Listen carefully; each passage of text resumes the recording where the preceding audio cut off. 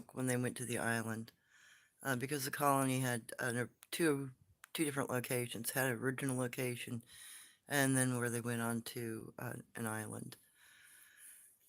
So when they were on the island, that was a year after they established the first colony in 1584. In 1585, they moved to an island for security because most of the people that came were miners and priests, and the priests were attempting to convert Native Americans, and that led to them needing to go into a more secure location. Because unlike the stories of, good relations and happy trade, that first year was not that way, nor were the following years. According to my grandmother's stories, there was an incessant need, for these colony people to round up the natives and try to convert them. And it wasn't in a good way. They were torturing them, they were forcing them to build things, etc. And they were, killing them when they didn't cooperate. So by 1585, they had to move on to the island for security. But they took their enslaved population with them. It was only about 30 men, because there was only a colony of about 115 people. But it was sufficient to annoy and disrupt the local populations. So by like 1586, 87, they had secluded themselves on the island, and they were not, trading well or interacting well with the local tribes, which were the Algonquin, the Monto, and Wenatchee's tribes were in those areas, from what my grandmother said, along with, smaller clans of other people, Sabe, etc. So an attempt was made in the final year, 1588. The Monto people brought Sabe people onto the island to bring the colony food for the winter because they had gotten into the habit of stealing the stored goods of local tribes to survive. That's what they'd been doing for several years. And the local tribal people were getting very annoyed at that because it was allowing starvation to occur in their own tribes, and it wasn't helping the colony people either. So the Monto brought Sabe, and the Algonquin also supplied food that winter. They brought food to the colony, and they brought them enough to last them for the winter. If they knew how to store it and manage the goods correctly, they would have lasted the winter. But, after they had a big feast together, and they sat together for several hours, mind you, the Sabe that came were, according to my grandmother, was a group of Wichugi men and some Guanche men who brought green pumpkins and turkeys for the colony people. So they had their feast, and they were having a powwow talking about, freeing the natives they had captured. They didn't want to be converted. They didn't want to stay within the stone fort that they'd been forced to build. And there was a negotiation, an attempt to free the slaves from the Roanoke colonists. And there was a supposed agreement made during the feast and the sit-down powwow to talk about it. But that ended when the native men tried to go home, and in particular, the, Sabe people. They hunted them down. The colony people hunted down the Sabe people and shot them, killed them. So it was only a moon cycle after that, 1 month. The natives and the Sabe in the area had organized, and they decided they were going to put an end to the colony because they saw them as being evil. And with the help of the Sabe, they actually destroyed all of those people in the colony because of their behavior, the way they'd been acting, and the methods that they were utilizing to convert natives. They were torturing them, crucifying them, that sort of thing. It was pretty common practice in those days. So there's your story of Thanksgiving. Now that's, according to my grandma, that was her understanding of the first Thanksgiving. And Thanksgiving is actually a time of the year when natives would thank the Creator for what they had for the winter. So it's actually seen as a kind of a blessed event.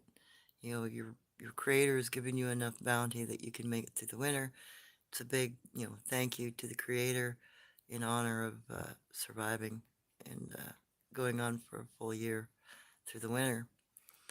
So the original connotations of Thanksgiving were more of a blessed event than a sad one, because it was always considered a thanking to the Creator for what you were given for the winter. That's why the colonists' behavior was so disruptive to the local people, because they were seen as not having any honor when they went in and stole food. And they didn't steal from just one local tribe. They stole from any clan or tribe that they could outmatch or number. And most of the smaller clans in that area and family groups in that area only had 30, 40, 50 people. So it was easy for a larger number to overtake them and do as they pleased. So that's my grandmother's story of Thanksgiving. But I like to remember it as the time of year to give thanks to the Creator uh, for, having enough food to get through the winter. Though there are other negative things that occurred around that, it's a lesson history-wise. And, the conqueror never tells the whole story. They give you part of the story, or they give you what they want you to hear, not what happened. And the building on the island actually is built of stone with no mordant between it. That's a Native American building style. It's also a very ancient building style. It's also seen in the British Isles and a few other locations around the world, massive stone buildings with no mordant between the stones. And that's actually a building method that we learned from the Sabe. So the building that they were, working from was actually built by the people that they killed, which is interesting historically. They don't ever tell you how they built that building. They just tell you they had a big fort and that they potentially harassed Spanish people that came through with boats, etc. Because they supposedly, according to my grandmother, did have cannons and lots of guns. So you have to remember, after 1492, after Columbus came here, the Spanish came here, the Italians came here, the Portuguese came here, and the Portuguese had actually been coming here to the East Coast for a very long time, a couple hundred years before Columbus, because they used to catch fish off the eastern seaboard. And we knew about them, and we traded very, very commonly with the Portuguese. And it was actually the Portuguese that gave Columbus directions on how to get to the, you know, East Coast. And then you also have to consider that there were French. French owned a good portion of the lower areas. The pirates along the southern seaboard, they had a lot of interactions. And what I mean by pirates is, you have to think about the fact that uh, during the founding of this country and the years leading up to it, there was a lot of country turmoil. There was a lot of turmoil between Britain, Spain, and France. Uh, they would go round and round about who owned what and how far they could push themselves into a place. And they would, on the high seas, go after each other's ships and stuff like that. And that actually kind of carried onto the land when they inhabited areas. That kind of battling didn't stop, nor did the attitude. So those are things to consider when you're looking up research materials. Don't just examine what was going on the ground, in the beginning colony areas. Also examine what was going on the seaboard, what was going on in the ocean, what kind of trade did they have, how long did it take them to get information back and forth between here, Europe, and Spain. It took a boat voyage. It took months, and sometimes it would take 6 months to get news back and forth between Europe and America at that time. There were no telephones. There was no quick way of getting information from one area to another. It was all done by ship if you're going back to any of the old country world. And here in America, they had to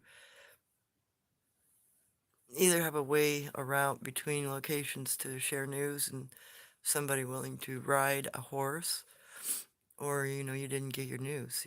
You wouldn't know what was going on 100 miles away because there was no, steady communication. There was no newspapers, there were no mail system, there was nothing like that. Once you were in a colony, once you were in a township, you were on your own, as a colonist. You had to survive, and if you didn't know how to hunt in the area or what plants were viable to eat, you didn't eat, you starved. And that was what was going on with the Roanoke colony. They didn't know enough about the local area. They didn't know how to hunt, they didn't know how to survive, so they started stealing, which is normal. You steal from somebody you think is less powerful than you and can't defend themselves against you. So that's just normal behavior for human beings. It's how we always have acted.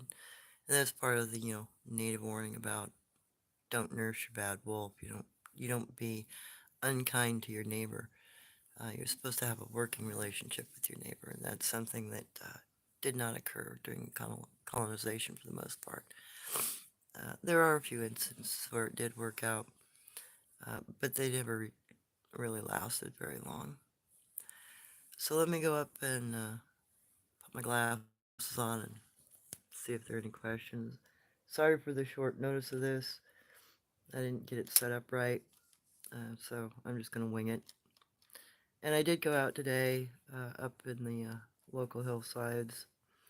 I have a couple more videos to post about a few things I found. Then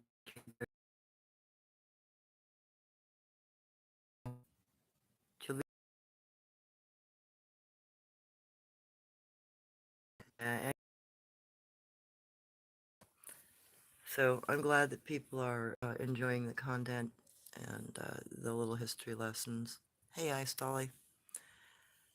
Don't celebrate Western holidays or religious ones other than my birthday. Well, that's a good idea, Jalelo. But, we do have a history with those sorts of things. So, just a little story. I didn't want to get into a whole lot tonight because, everybody's on vacation. They got a 3-day weekend. I'm sure they want to enjoy it without being pestered by people. But I thought you might like to know my grandmother's story about that particular colony. At least that's what she claimed the story was. And it was something she'd learned from her ancestors. It was something they passed down about it. But today, when I went up scouting, I found a few interesting things. I found potentially an old sit area for small family groups to get together. And I found another set of, broken off trees and another old marriage tree that has fallen apart. But I also found a root carving that replaced the second marriage tree that looks like it might have been blown over in a windstorm. And that's the thing about the marriage trees. When they scarred around to make the little rough of material, the encourage branches to grow below the fork. Sometimes that weakens the fibers of the trees, and it makes, as does the splitting, and it makes them vulnerable to, being taken down by wind or, large storms. So that commonly happens to those trees. And at one point, this entire area had old growth in it before we started cutting it down 200 years ago. Uh, the West Coast had old growth all over it. And according to my dad, there was still quite a bit of old growth left when he was a kid here in this valley area. And that the lowland grasslands had a lot of oak trees and rings of oak trees, but the hillsides had, trees that were 4, 5, 6 feet, 10 feet in diameter. There aren't many of those left, nor are there many of those stumps left because 200 years of, cleaning them out and forest fires and other things have really, local farmers removing them, that sort of thing. You don't want a big ass stump in the middle of your field, for instance. So most of those have been removed over time. But there are a couple of larger trees up there that indicate, there was some come back after the logging. But you'll have to remember everything through the redwoods all the way up into Washington, Lower Canada, Northern California, and down into the Santee, etc. All of those trees at one time were cut down for logging uh, by the pioneers that came here on the West Coast in the 1800s, 1840s, etc. And, we did have trees at one point in time that were 20, 30 feet thick in the redwoods and the sequoias. But those big trees like that, they ended up getting turned into toothpicks. That's why you'll have the pictures of people standing on planks to saw a tree down that's, bigger than them by, you know, 18 people standing in front of them. So, the loss of, basic foliage on the West Coast has actually done a lot to reduce, the types of animals that stay in this area. My father said that the sky in this valley would still blacken out with all of the ducks and geese flying over when he was about 6, 7 years old. That was very common. He said you would see a great swath of the sky be completely blacked out by ducks and geese. Even when I was a child in the 60s, there would be times that there would be so many ducks and geese going over that you would have a great big, shadowed area, and it would reflect on the ground as a massive shadowed area because there'd be streams of thousands of ducks and geese. Now you see a few hundred go over at a time. You don't see the numbers that even I saw or that my father saw. So there's been a massive depletion of local game. Nothing like we used to have. Okay, Ice Dolly. Nor Tony. Hey, Tony, thank you for the teachings and passing down people's knowledge. No problem, Tony. My grandmother wanted me to share this information in the event that I didn't have a child to teach. And I've never been blessed by the Creator to have a child that lived, so it's time to share it. I don't have another person in my family that can, learn everything and do what I'm doing. Nor do they have an interest. They've been too modernized. They don't want to think about their native blood or remember the stories. They're more interested in what's being offered them by the culture and society today. I can't remember if they said the more dangerous cryptids may also have less than 5 fingers. Do you know how many the moth people have and how tall they might be? I know the moth person that is sighted locally here looks more or less like a human woman. She does have 5 fingers. Uh, she does have red eye glow, which I thought was unusual. And there are people that have seen her in this area for 20, 30 years. She's got a little one with her, a little boy. But she tries to talk to you, but her language sounds more like frog or insect sounds, little kissy sounds and funny little chirpy sounds. And if you try to communicate to her and you're not talking to her in her language, she does have antennae. They look like really thick eyebrows, the way they're placed on her body. And she has, the drawing that I did of her, because that's a picture of her. She got a round face. She walks very slowly, takes small steps, as does the child. But from what I understand, they're not meat eaters. The moth people are supposedly still very much vegetation uh, oriented beings, and I think most of their diet is, you know, flowers and plants and that sort of thing.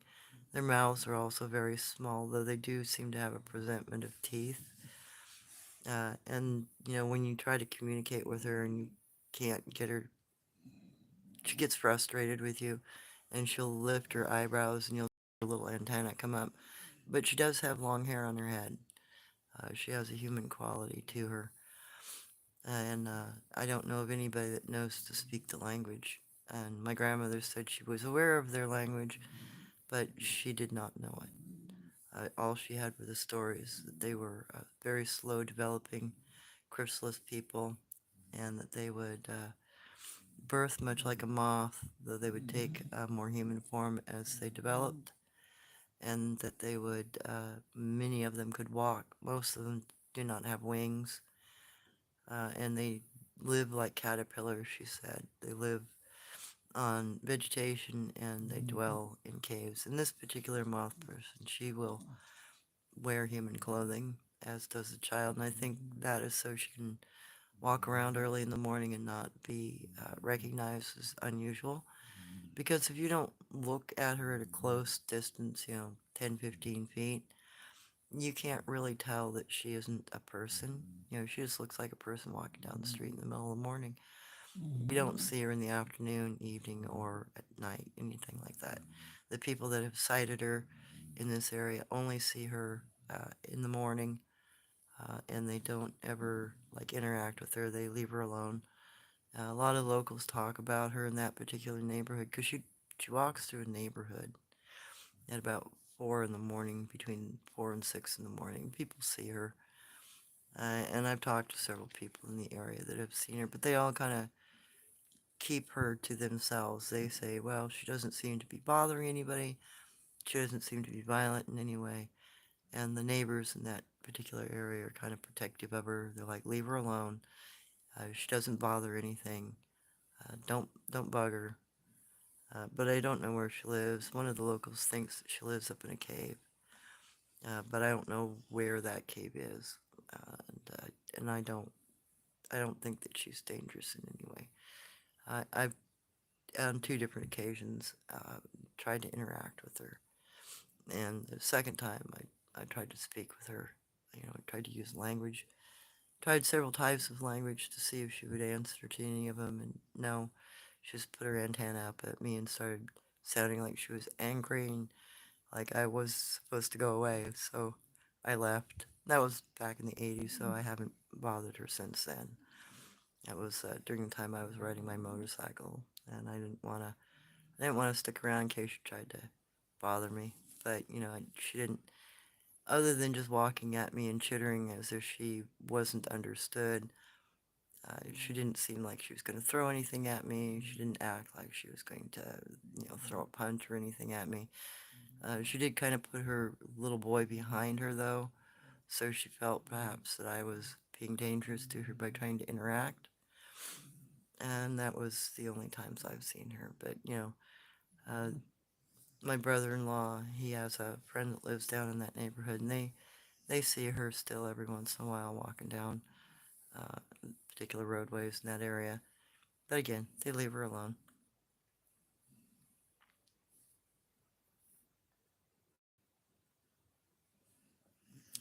Yeah, I Stolly. From what I understand, they eat a lot of vegetation, and they will also eat flowers, supposedly according to my grandmother. But I don't know. I haven't seen their feeding behavior, and I haven't tried to track that individual because I don't know enough about them to even begin to understand how to track them.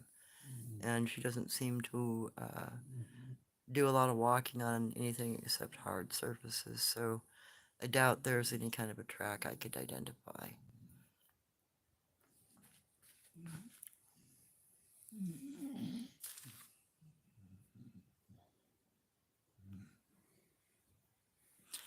Well, she was very much normal size. She's about Oh, 5'7" ish. She seems to be a little bit on the, rounder side, rotund side for body build, but not overweight. Just it seems to be her body shape.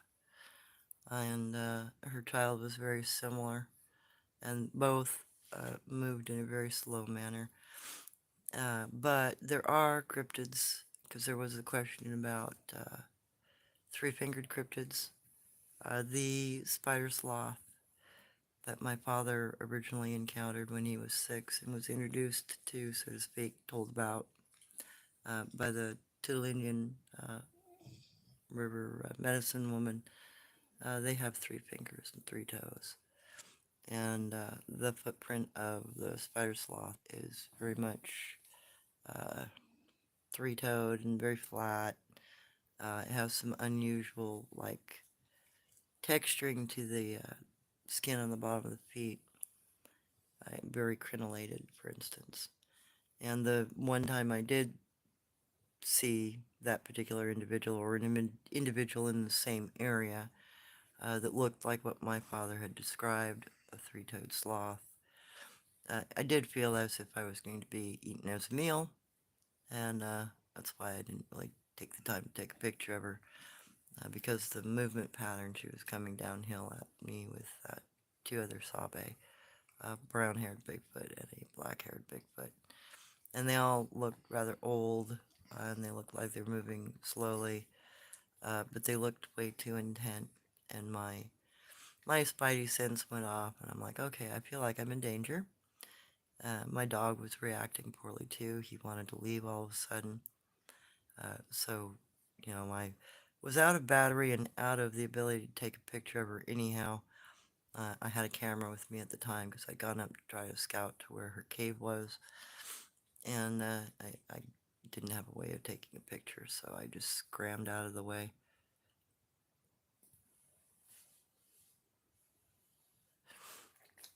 I still wonder if Famous Mountain is similar picture or something different. I'm not sure about that particular mountain. I don't know what you're referring to.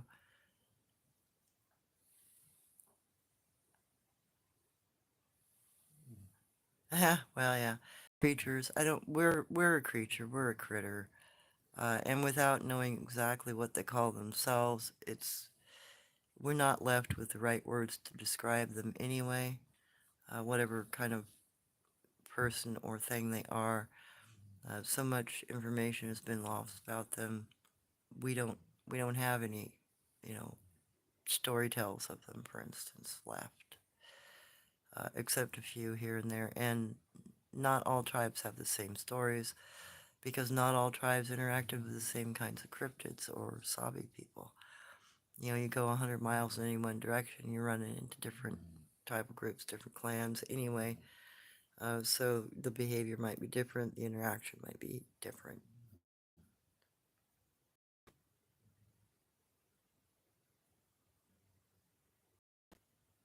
Dano, dog growling, barking aggressively under my door.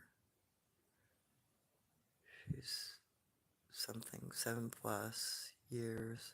Would never talk about it. I'm not sure what your subject matter is there. Okay, Sally, I need to go back and rewatch the first part of the live after this. Missed the story.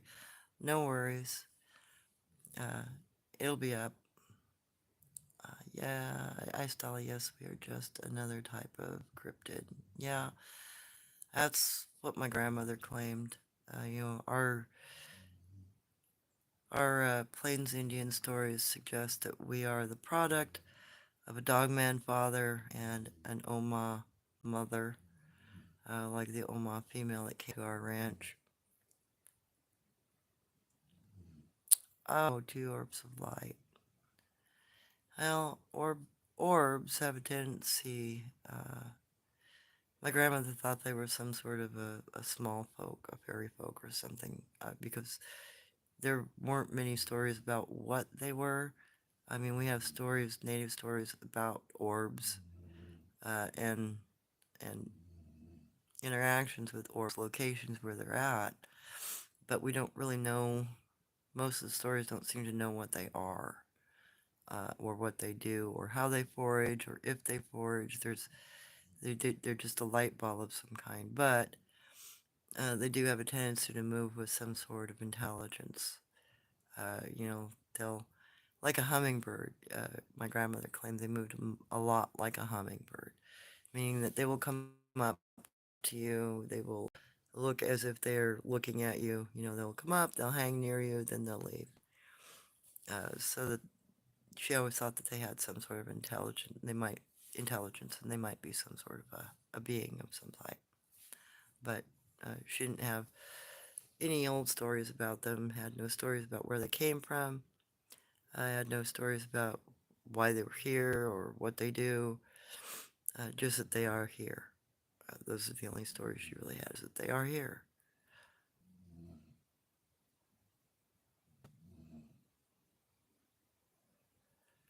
Ah, wow, Dano, that's quite an experience. Have you ever considered putting up a camera?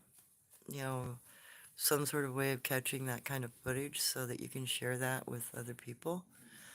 The more we can catch and share of the different beings out there, it might help tribal people who are familiar with stories be able to identify them and relay stories if they're willing to do so. And if nothing else, it will give us a bit of reference, a bit of a library as to what kinds of critters are out there and how they may act, what they may look like, allowing other people around the world or within the United States to hopefully get other recordings or at least be able to identify the different things that are in their areas. There's a place in Texas, I think, where they call them the Marfa lights, and they follow people too. Yeah, I've heard that story, Ayastali, who let us live chat from your Thanks, I'm glad you like the live chat. Dano, I've had them hovering over my head. Yeah, I can believe that. There are stories even in Japan of lights, orbs that follow people, and even some areas that are kind of left alone in Japan because of the number of orbs.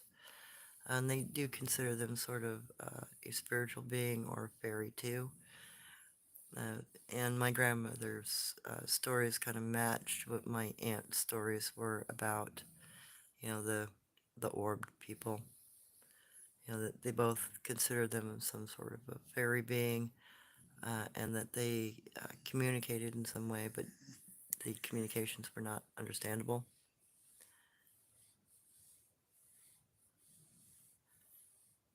Okay, I saw a ball of white light flash in front of me, my bedroom in Pennsylvania when I was a kid, but I didn't know what it was.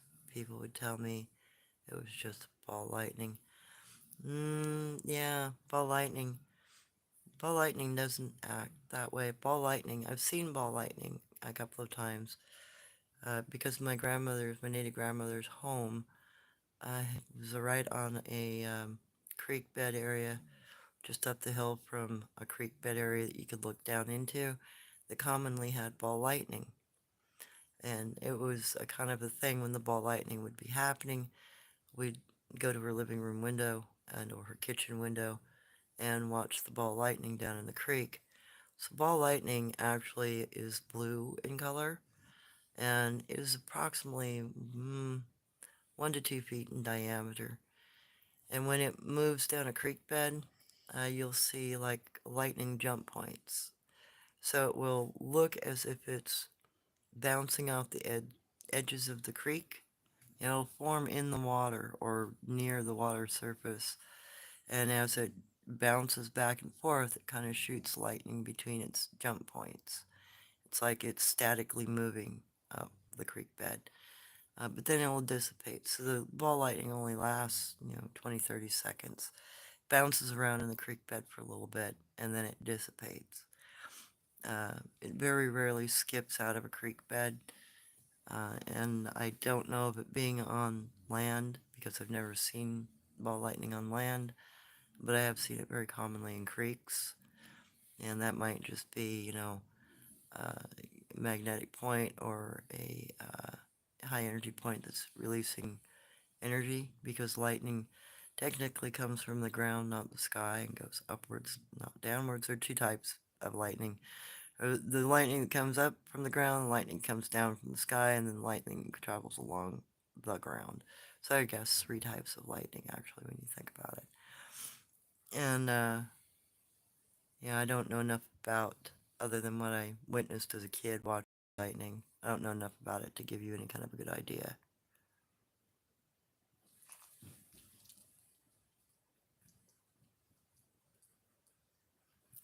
Yeah, Dan, Japanese people also talk about that same sort of effect, where the orbs will be spinning or dancing or moving through the sky or moving along the top of water. Some of the Japanese believe that too, that they are souls of people. And that might be the case. There are some people who have seen ghosts that also claim that they are, a ball of light. The ghost they see initially before it takes form will come up, from an area as a ball of light. So that is a potential.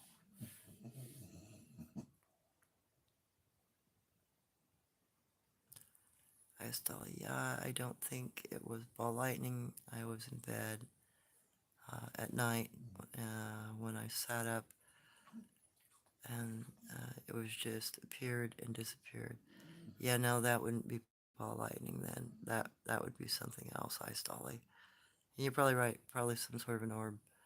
I just don't know enough about them to give you any good answer on that.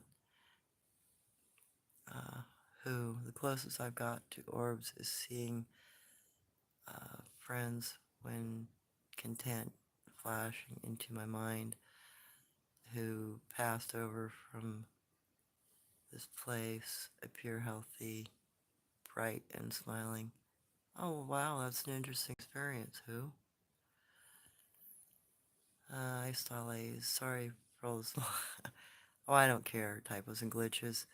Yeah, we can communicate, and there might be some disruption, but as long as we can understand each other, that's all that really matters. And I kind of wanted to get into a little thing about the Ainu language. Uh, and I know this isn't on the topic here, but the Ainu language of Japan actually goes back 130, excuse me, 130,000 years. And currently there are only 2 or 3 fluent speakers left. Now, when you consider that our ice age went on for 120 years, 120,000 years, excuse me, and it's only been in the last 1,200 years that we have not been an ice-covered planet, that puts the Ainu language back before the beginning of the ice age by about 10,000 years. Uh, so that's something to be considered when we're talking about uh, cryptids language, and if it does really have the connections that my Japanese aunt and my grandmother believed that it did, then potentially the cryptid kana and kanji go back pre-ice age. That Ainu connection might have come not just from a more recent interaction, but from potentially a pre-ice age interaction, which would be interesting because that would literally make those languages the oldest known language. Well, I knew known, and the cryptid language still unknown, but that would make them the oldest language on the planet that still exists, potentially. At least in the Asiatic families.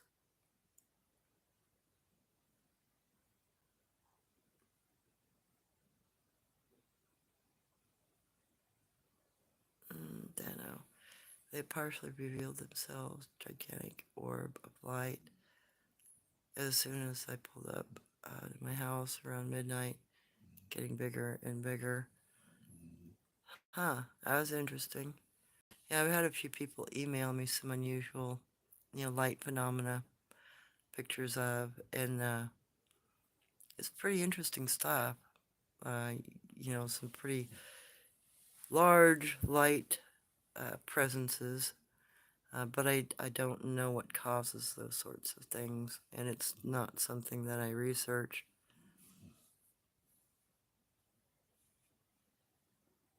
Wow.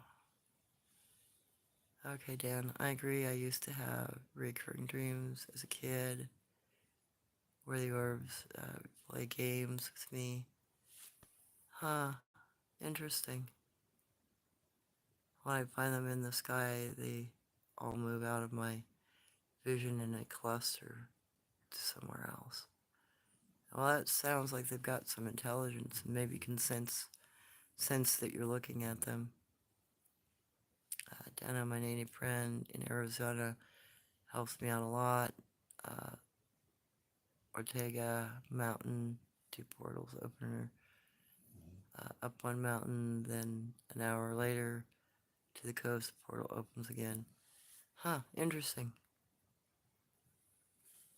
20 years, Dano, 20 years, no activity. Then in 2017, non-stop activity.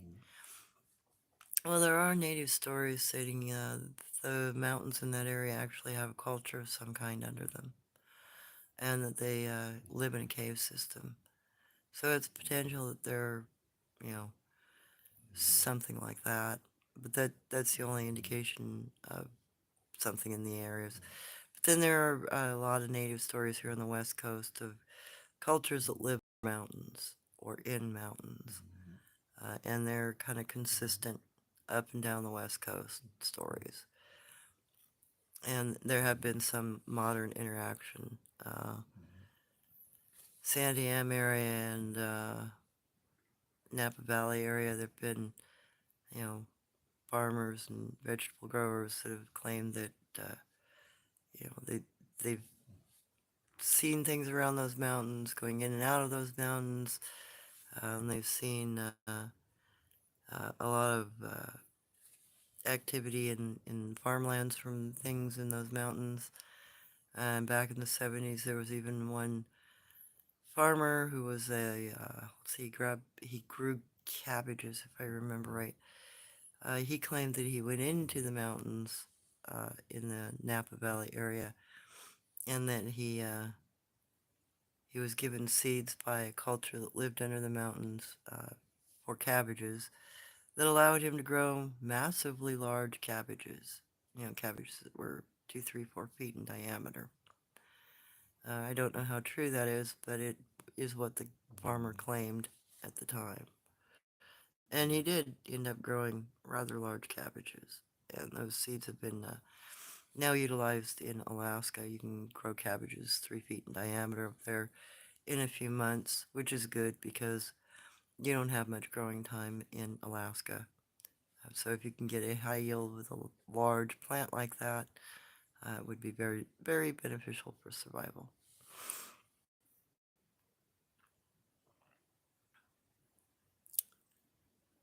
Yeah, there are a lot of stories about mountains having, different kinds of cultures living within them. And I wouldn't doubt that. You're not just the bad Sabe, well, I won't call them Sabe, the red bone people. There are plenty of native stories about giants living in caves, about vampire kind of creatures, and comozotes, which are cousins to vampires, and other unusual, red-haired giants, and shark people, and fish people, and all kinds of peculiar stories about, you know, underground cities, underground cultures, critters living in caves. That's why we always avoided caves. And now I kind of want to get into a bit about because people keep asking me, even though I have the drawings up, and I do have some, you know, I go through references about the differences in the different cultures, the different societies, and the different types of Bigfoot. Uh, Primarily, I want to go back over some of it because I keep still getting a lot of questions from people. So primarily, the Sabe that are good seem to have darker colored gray skin like the gorillas do. They've got that skin tone difference. Now, when I'm talking about sun-faced people, they have skin tone like us to maybe a sunburnt looking person. They have a kind of a coral color to their skin. And then there are sometimes birthmarks. So you'll have a gray skinned person that has, uh, you know, discoloration birthmark on their body. And sometimes that will carry through their hair, and their hair will be different colors and different, like in a little patch. But it's usually on their face, their hands, or their feet, where they're, bare of mostly hair. And then the only other one that kind of doesn't fit into that scenario of skin color versus good or bad, red bone people or Sabe, is the Gugwe. The Gugwe has almost charcoal black skin and looks incredibly human in the face. They look more like people than any of the other species out there. But they are also considered a doppelganger species by the Sabe. They, the, the Sabe, the people like the Guanche, people in the Oma, people the Yer and the Skakam, even the Ishka consider them, and so do the dog people, consider the Gugwe to be a mimicker, one that even mimics their behavior to get close to you. So, that's something we share in common that we don't understand that we share in common. That, there's that particular species, Gugwe species, is not seen as anything except a predator for the most part. Some of them have been subdued and made to mind in this area. And that's been done over the course, in more modern times, over the course of the last 20, 30 years here. Maybe 40, 50 years in some areas. But there are still those that don't cooperate. There are still those that don't mind their manners and become a problem. They're usually, removed if they can be found. If there's a reason to get rid of them, legally, because the Neoma, Guanche, etc., the Sabe have laws, and they won't just go out and murder somebody. It has to be a recourse. So the Gugwe has to have done something, or the bad dog man in the area has to have done something. They had to have taken and murdered a child, or eaten a child, or uh, you know, killed one of their family members, and then they have justification for removing them. But if they aren't doing anything to them or attacking them in any way, they leave them alone. They let them live. So they don't go out and, game hunt like we do. Go out if we found a dangerous cryptid in an area that we thought was a potential problem, we go out and try to shoot it, simply because we think that they were bad. But that that isn't the perspective of the Sabe people. The individual has to prove that they are bad. They don't make any assumptions about their behavior for the most part in this area. At least that seems to be the case.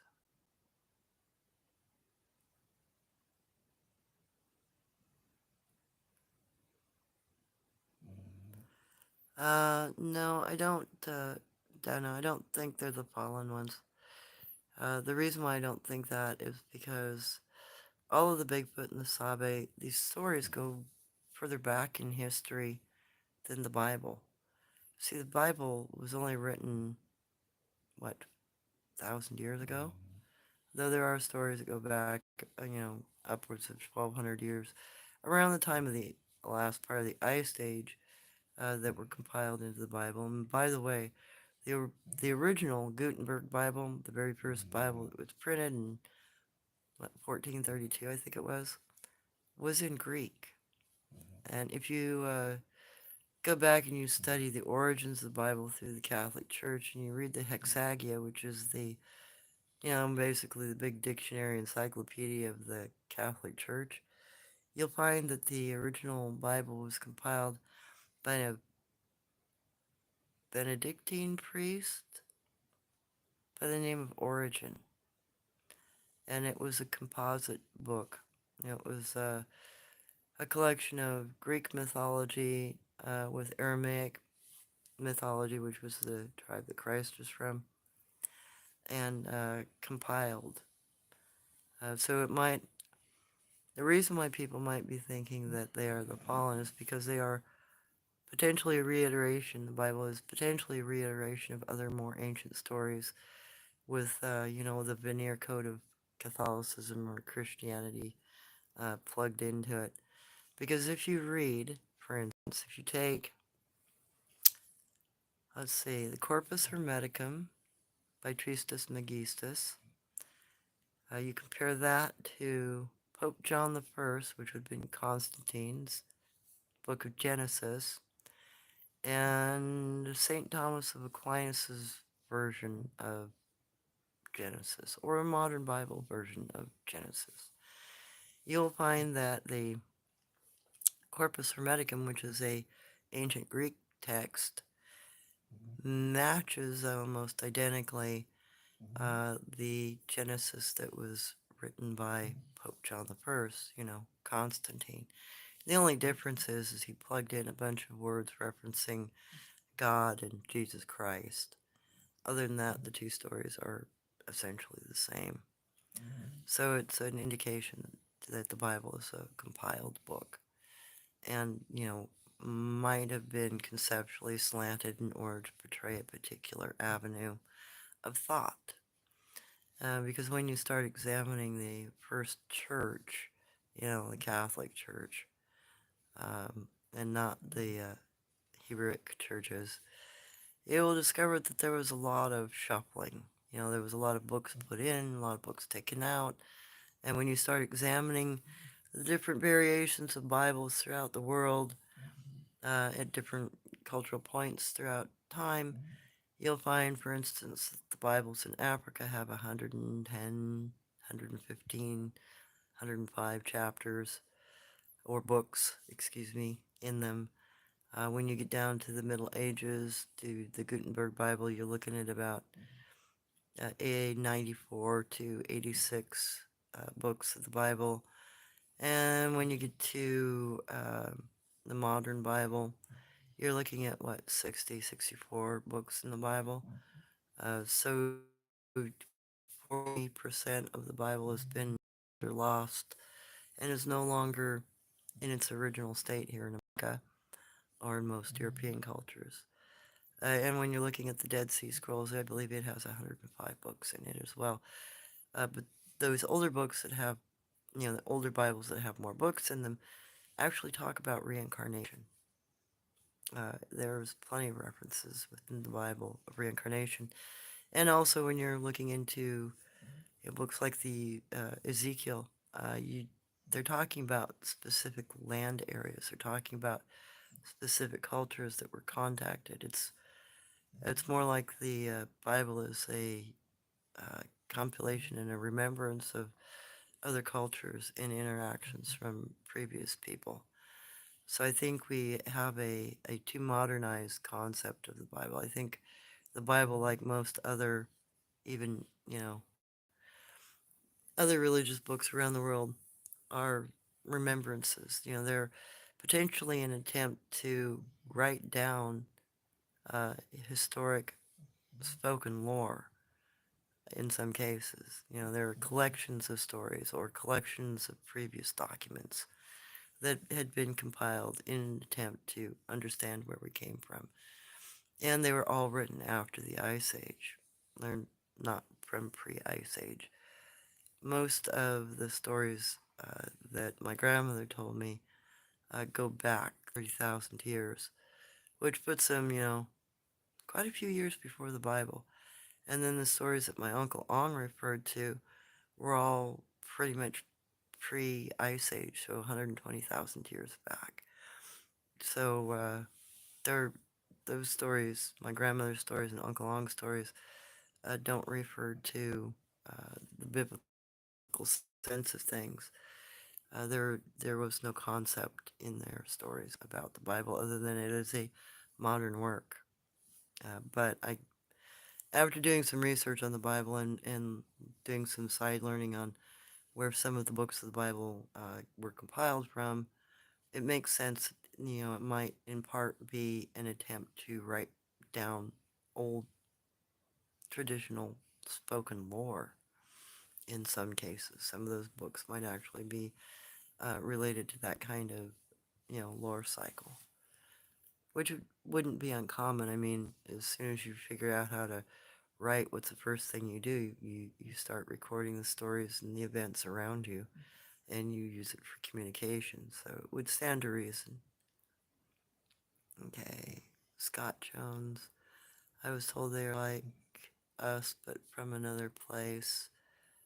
There are good ones and there are bad ones. They like being here, but do not trust modern people. Well, I think that the stories about us being crashed into by another planet and that life forms fell here from that planet. I think that's actually the red bone people.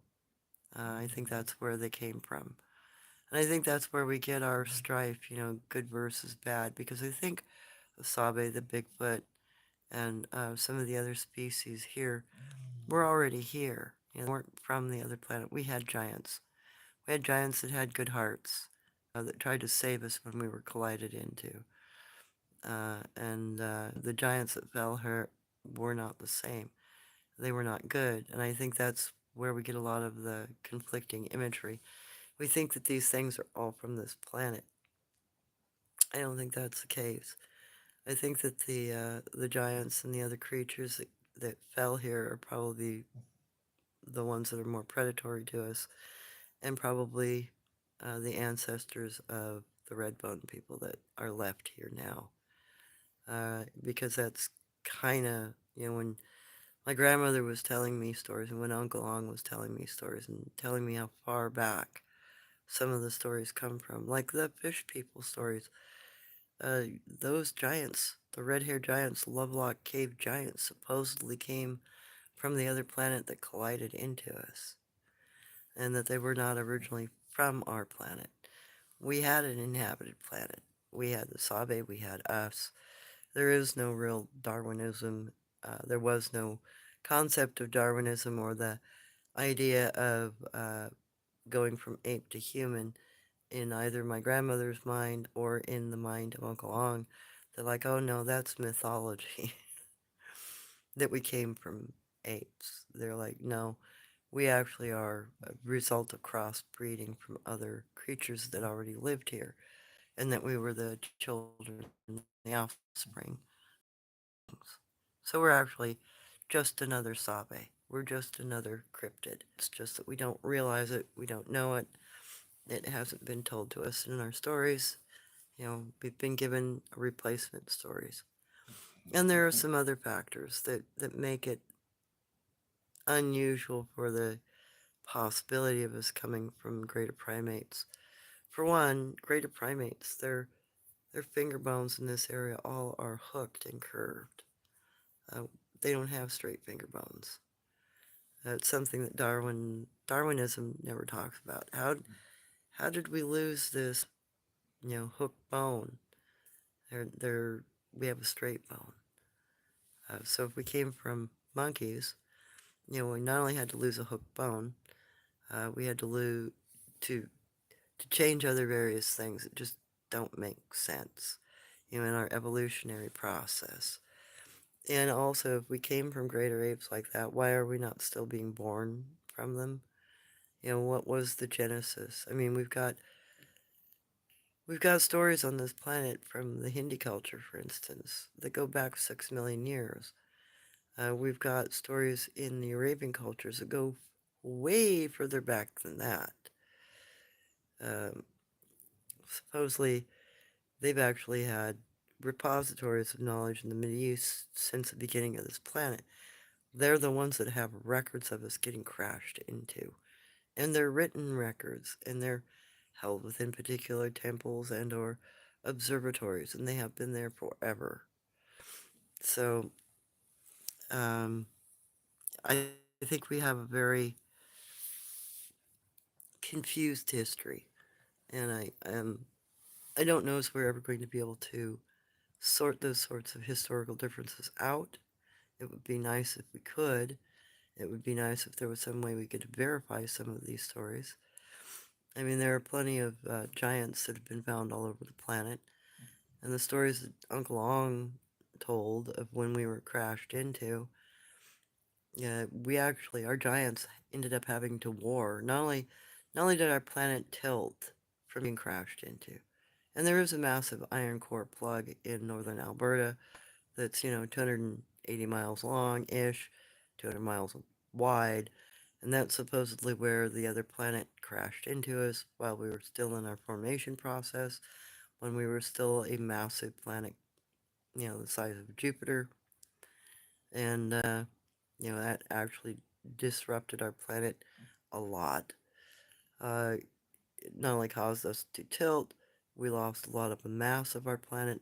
Our moon is supposedly, partly the ejecta material that was ejected from our planet, and that, as it spun, other material from our planet collected onto it, and it became our moon. That's why the moon is slowly moving away from us, because it's actually part of us. It was never brought here or built. It was just part of the event that happened when we were crashed into by the other planet.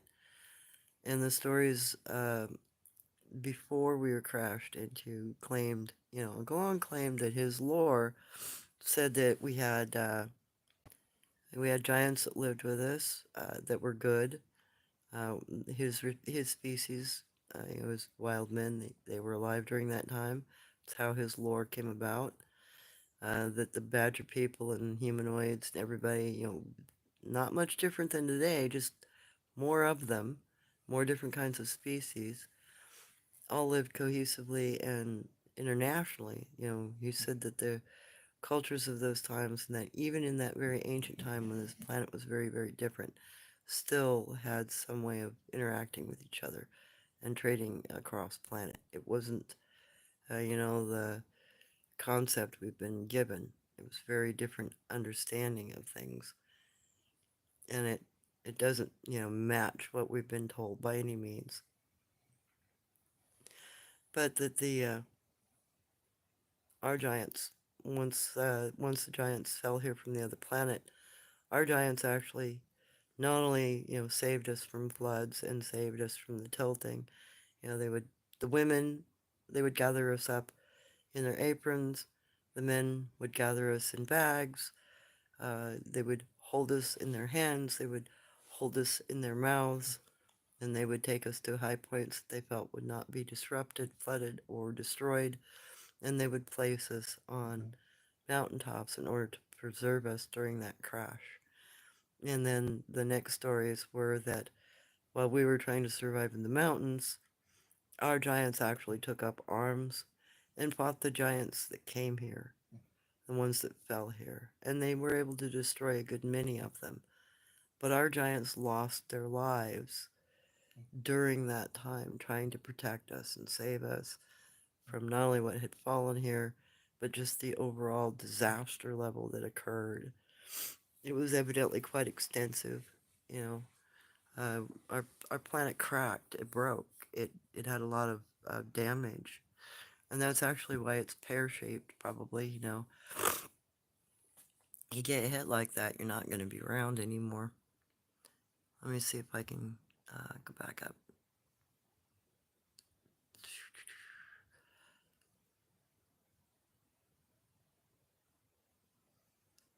Oh, who? What are the black and white pointed things behind the guy in your cover illustration to this live video? That was actually a self-portrait. I painted that picture. And that funny looking pinwheel thing, the triangular looking structure that I have painted behind my head, that's my father's heraldic emblem. That's Genghis Khan's heraldic emblem in representation. My father was a direct descendant of Oleg, Genghis Khan's second son. So at one point in time, we had Genghis Khan's heraldic piece. Uh, After my father's death, it went to my uncle because I was still too young to have it. Meanwhile, he died, and it was stolen from him. It's been sold on the black market, and I know who owns it. A descendant of the Hulugu family, another member of the Genghis Khan family, actually bought it off the black market. And it's made in jade. It's about a 3-inch cross seal. Weighs approximately 2 pounds. Has a pair of dragons carved in the back side of it with a wooden mount, and the front side is that massive pinwheel. It represents all the different families that were related, all the different 12 different tribes that were related to Genghis Khan in the steppes. So that was his tribal heraldic emblem, so to speak. And that was carved during his lifetime in the Mideast.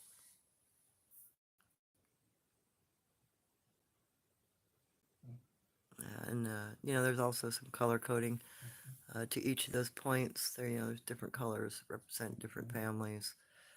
So it's just heraldic stuff. I wanted to add it so I could, not only give a little bit of a representation to my native side, but also the stories that my father told. Because my father claimed that Goya's husbands, the Boros, men from the Boro tribe, Borobuku and Borobukai, were actually monkey men.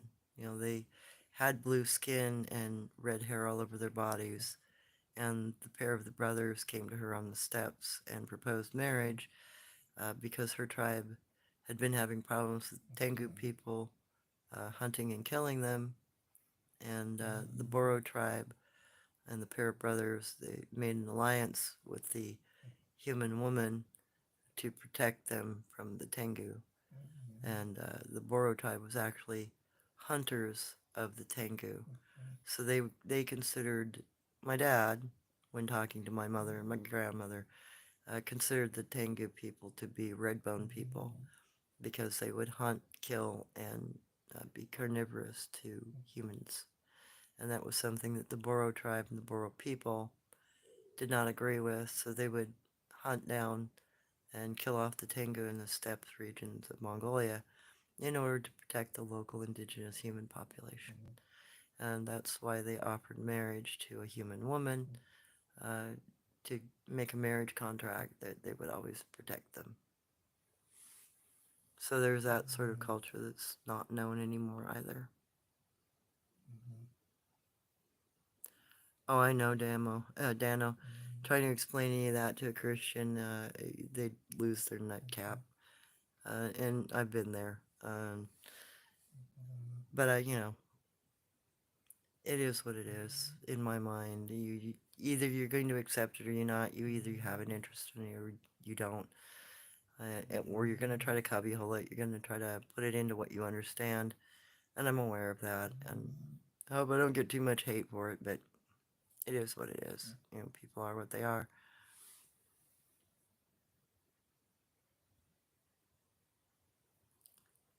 Yeah, I know. It's been kind of weird for me too, Dano. This stuff goes so far back.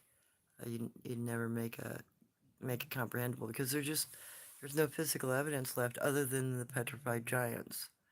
The giants, because of the nature of the planet at the time, it was a very mineralated planet. It was a very volcanic planet in a lot of ways during that particular timeline, supposedly. And I think that's why so many of the giant bodies were able to mineralize and be preserved. Some of them laid down and died. Some of them fell and died. Some of them sat and died. Some of them um, collapsed, according to my Uncle Ong's stories. And in fact, there's actually a giant here in this valley that I'm aware of. Only his hand is out from underneath the soil, but local universities have scanned him and know that he is 150 feet tall and that he lays on his back under a hillside in this area. But they won't talk about him. And if you talk about him, they will call you crazy. But that was one of the giants that my mother had some information about and was able to show me the location of. And currently, winter flooding has covered that hand, so I can't show you pictures of his petrified hand. But when the water level goes down in that particular area this upcoming spring, I'll go in and make video of the hand and the things that he was praying over. He actually supposedly died praying over um, an olive and walnut and a filbert. So he had three different food sources in his hand. He was praying for those food sources to continue on, to so people could still eat and forage. And those things are petrified near his hand also. Dano, 250,000 years ago is what I came up with. I never researched. I figure it out, then it's everywhere. Yeah. Well, and that's why this stuff is everywhere. It's because there's little remnants, there's little tidbits of information that are left. There's evidence that's left. It's just there's no clear picture of what the evidence is or why it's there. And I know that people who are in the elite classes of the Arabic culture, for instance, are all very aware of this incredibly ancient history. They're taught it. It's part of their education. And that's why that kind of information has been preserved, is because they've handed it down and handed it down, but they only hand it down through the nobility. It's not known to the common people for the most part, unless they tell them stories of it. Hey, Jason, I hope you guys had a great Thanksgiving. Yeah, happy Thanksgiving to everyone. Don't worry that it's late.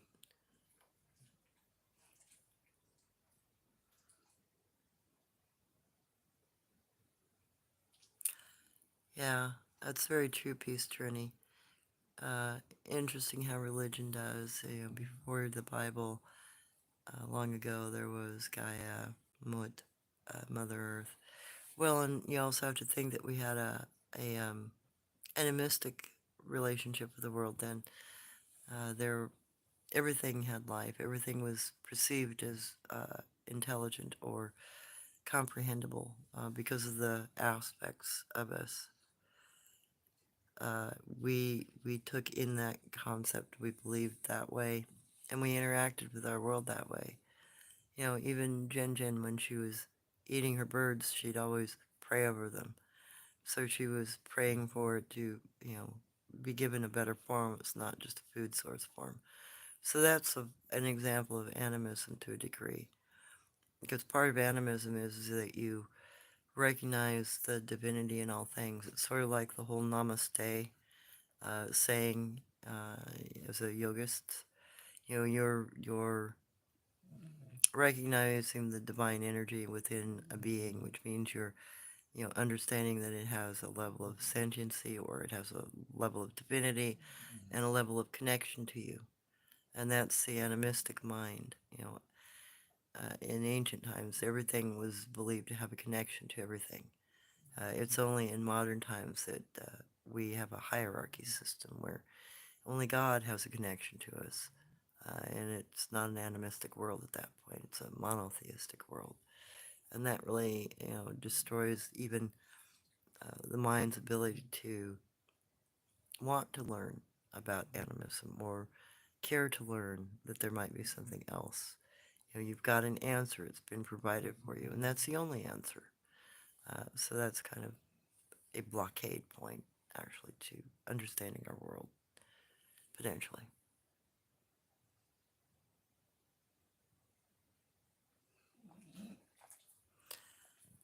Dan, I believe that the universe and that it's alive, but I don't believe in God. Uh, to each their own, I guess. Well, if in the concept of God, if you thinking of them as omniscient, omnipotent being, the creator is everywhere. It's throughout all things. Well, the only thing that does that is energy. Energy is something that coexists throughout all of us. And, you can even look at the Big Bang as nothing more than energy or thought.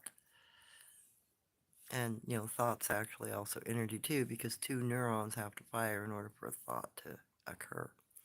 So again, it goes back to energy. If you think of the creative force as being energy, energy that has the ability to take solid form, then you have an answer that's both scientific and complete. You're not lacking anything in that answer. It's not connected to a physical being. It's not connected to anything outside of yourself. It's something that's fluid throughout the universe. And to me, that's the creator. It's the energy of this universe that's our creating force. Without energy, your body stops moving. If you don't fuel yourself, eat food, etc., and keep your battery going, eventually, it wears out, and you can't get it to move around anymore. Uh, Thank you, dog. But that's also a very simplistic answer. People may not like that answer that the creator force is just energy. But when you're thinking about prayer and prayer healing, that's your energy, and your prayers being extended to the world around you to heal somebody either next to you or at a great distance. And if that's the case, prayer does work. I firmly believe that prayer works because I've seen it happen. Then it's us, we're sharing our energy, we are sharing our positivity, and we are interacting with the creative or creation forces of this world in some way, which is allowing a healing to happen.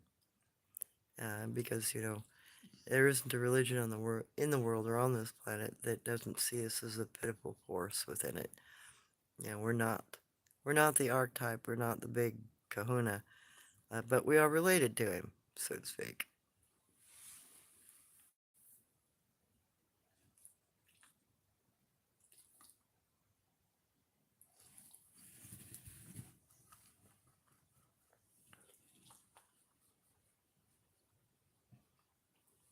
Yeah, I think if we stop arguing about which God is correct and just kind of come to the understanding it's an energy force that we are all sympathetically related to, it might be easier for us.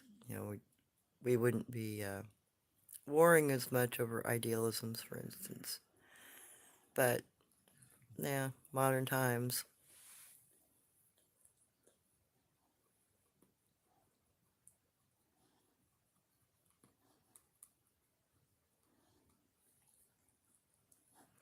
Yeah, I agree with you on that, Dan. You know, just respect everybody's beliefs. They're no more valid or invalid than your own. And besides, any religion, most religions actually refer to people as their brothers or sisters. So that's an indication. It's a recognition of that divinity within each other.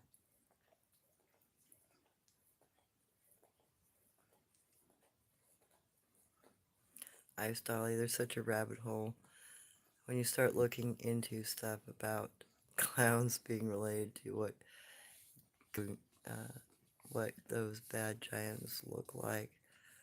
But then all the stuff with jesters in different cultures.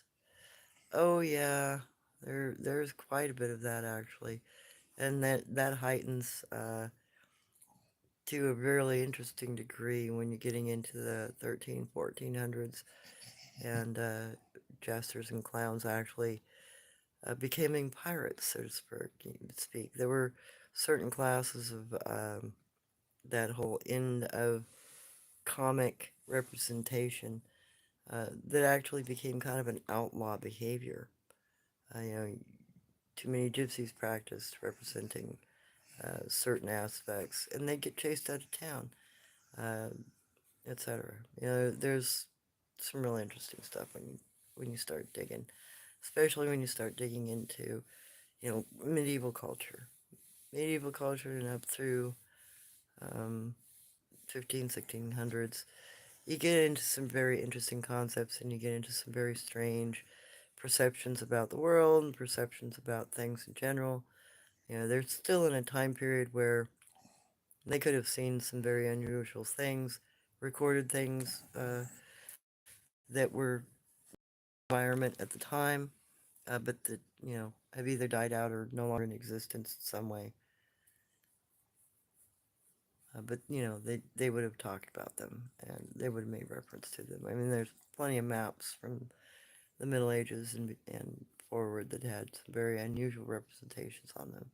You know, sea creatures that are unusual, landborn creatures, things that lived on islands that were unusual.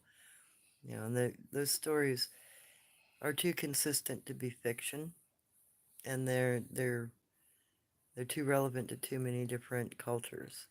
You know, too many different cultures speak about the same kinds of things for it to be just myth.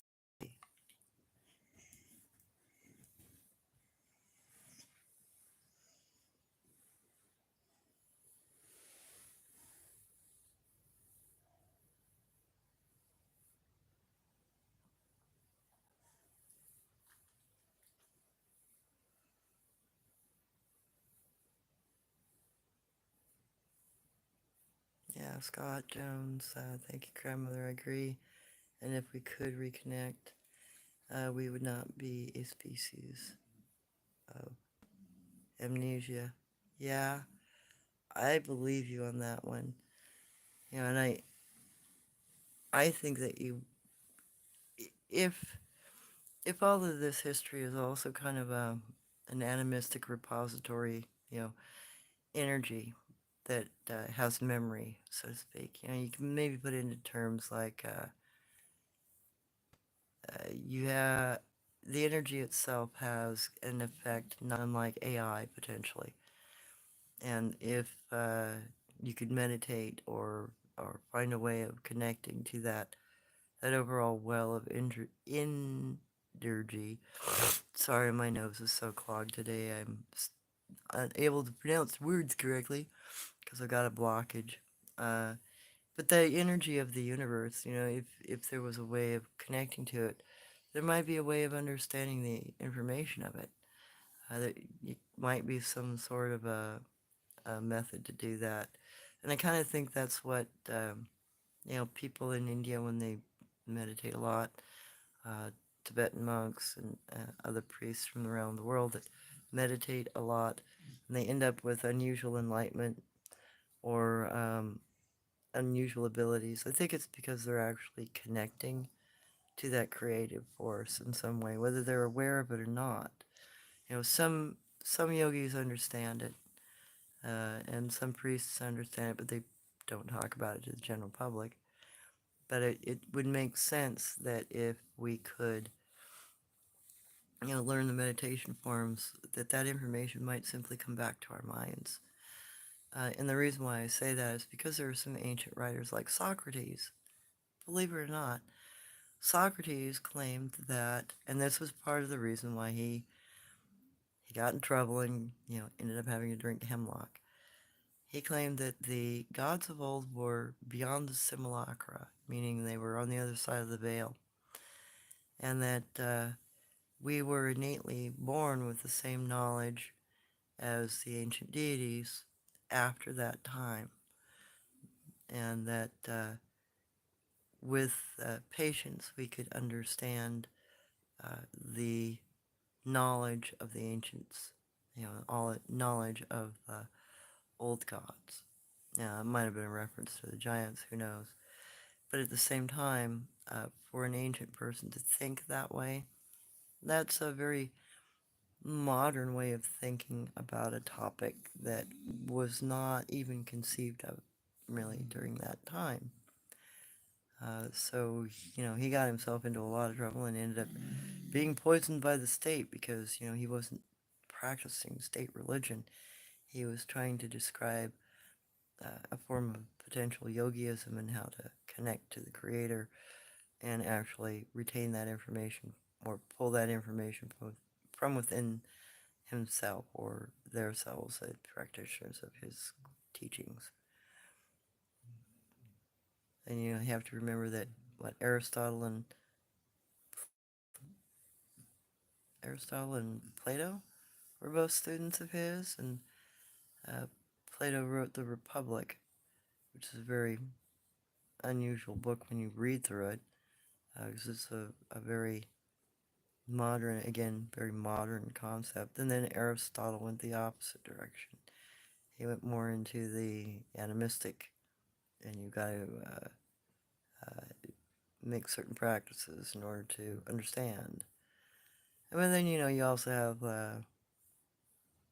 who was it, Zoroastrus and Zeno, and they had some very interesting concepts. And Zeno was the founder of,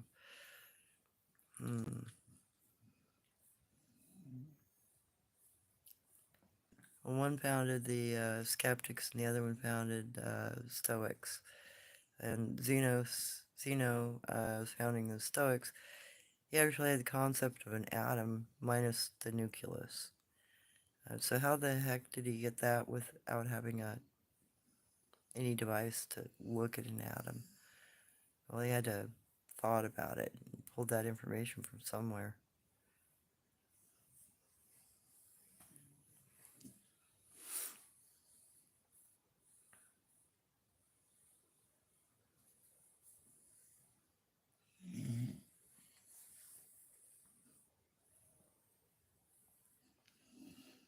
Okay.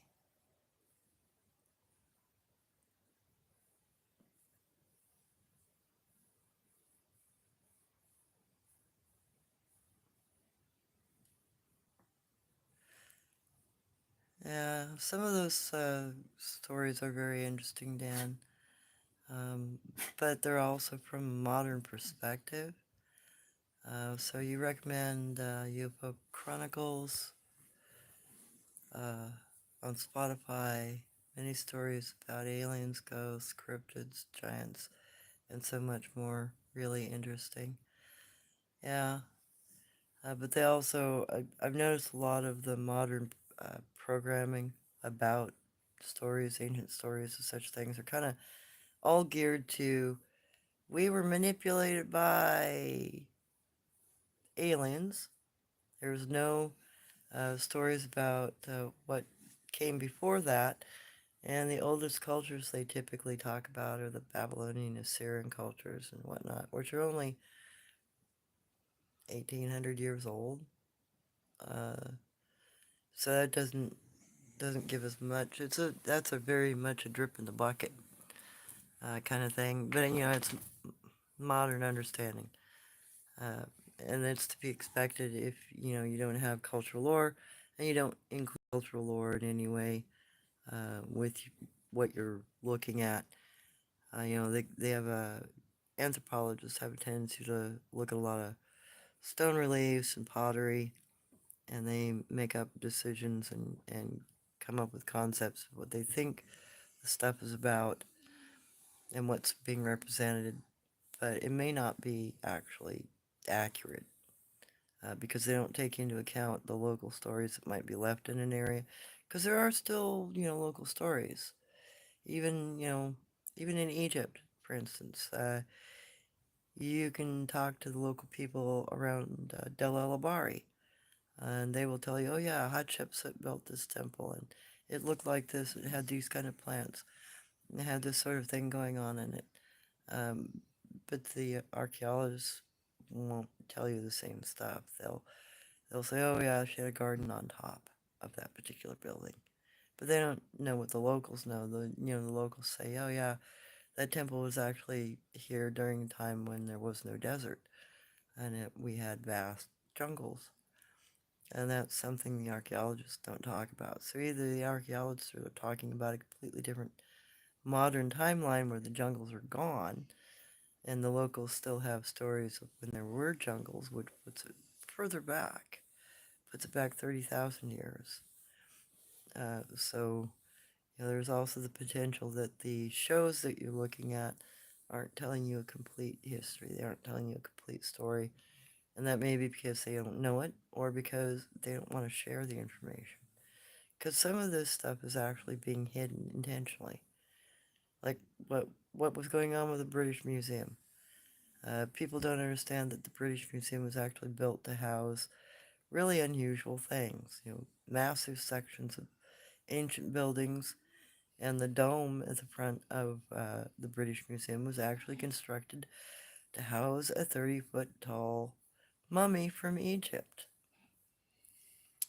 Now, if you go back and take a look at local articles when late 1800s when the building was being built, not only will you see photos of the mummy being offloaded from the back of a train car and being set up in that grand pavilion area inside the British Museum, you will also find that it was on display for about 6 months. But too many people thought it was a biblical giant, a Niflheim, and there was such a worry within the public about it that the museum had to make the choice to put that exhibit in the basement. They cracked the floor open, laid the mummy down in the basement of the museum, and it hasn't been publicly viewed since. And that was because the public became too concerned that what they were presenting was biblical information. Oh my God, it's the Niflheim of old. Well, the Niflheim of old are actually the giants that fell off the other planet. They're the ones that ran around eating us, not our own giants. And that's something that modern stories can't delineate and don't delineate because they don't know that. There are no remnants in their stories to tell them so. And you can actually get permission. You have to go in person to the British Museum. You have to talk to the director. You have to put yourself on a waiting list. It takes anywhere between 3.5 and 4 years to be able to view the mummy in the basement in its repository position. And then you have to sign a lifetime disclaimer that you will never talk about the mummy. You will never write any books. You will never write any published material on it. Otherwise, you face a $1 million fine and life imprisonment. And that's because of public discrimination against history from the turn of the century. So, you know, how many other museums have things like that that are held in repository in their basements that they don't talk to you about, and they don't inform you about, and they just continue to hide because too many people would still act poorly. Instead of taking the last 100 years to educate people about what they found, instead they've decided to permanently hide it. They figure that's the easy answer. Well, that's not an accurate answer. That just continues the same issues on. A lack of history, befuddlement of understanding, and the ability to keep telling you exactly what the answer is without giving you the answer.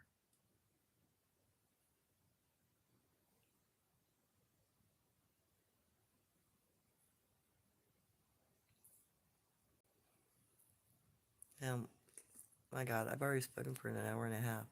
I'm sorry, guys. I only meant this to be about a 30-minute thing.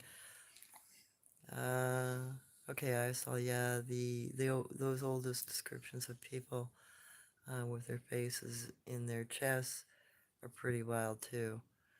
Yeah, though some of those giants were part of the giants. The pin-headed giants you couldn't see the heads of. the giants that had faces in their chests, uh, the giants that had shark's teeth. All those sorts of giants supposedly came from the collision. You know, they came off the other planet, and there were other life forms that also supposedly fell here. And some of our people were actually, you know, because of the collision, some of our people and some of our giants were actually, you know, sucked up into the other planetoid's atmosphere and landed on their planet too. And I hope to God that not many of them had that happen because I doubt they would have survived, you know, because of the nature of the culture. Now, there is one thing that the government did discover about some of the giants because they have done DNA testing on some of these giants. And one of the most prevalent thing about the off-world giants is they lack empathy genes. Um, they don't they don't care because they don't have a reason to care. They don't have an empathy gene, and some of them are actually higher functioning, almost autistic sounding individuals. So, if there are any humans of any of those creatures from off planet, they probably have similar issues, you know, higher functioning autistic individuals that lack a empathy gene. And if that's the case, I'd hate to have that as a world leader or any kind of a leader because God only knows what that individual would do to the population of this world or be willing to do to the populations of this world or what they do in their private lives. You know, part of the reason why the Native Americans uh, went after and destroyed the Lovelock cave giants and other giants here is because of their peculiar sexual behaviors. They had very grotesque behaviors. They would shove knives in each other. They would put sticks in each other. They would do very peculiar, grotesque things. They would slice each other. They would, you know, they had, the stories seem like they had some very genetically backwards behavior, put it that way. And they'd skin each other. And they'd eat each other's flesh while mating, that sort of peculiarity. And, you know, we do have that within our population, too. So it makes me wonder if people with those kind of genetic attitudes are, you know, descendants of red bone people.